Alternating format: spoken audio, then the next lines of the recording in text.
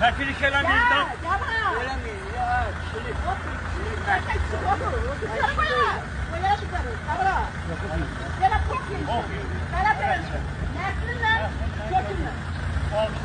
Senden ben kesmiyorum. O kadar şey. Yok eleme. İnsanlık hatırına diyelim. Gel burada. Durmayan ama çekiliş eleme. Anam sen oğlum. Bacım sen. Gel oraya. Çekiliş eleme. Gel buraya. Elemesin lan oğlum.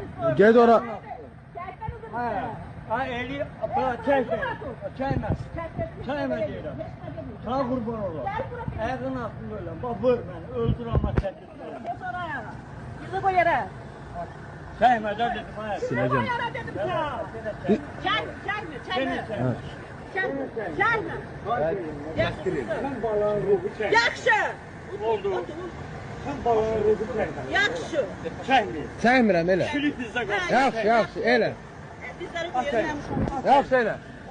Allah qısan dedim elə. Çeken ne olur? Ha, elə. Saklayın bir dakika saklayın. Ne olur bir dakika. Çok yemişler. Neslimle, ölümle, birimle, babamla.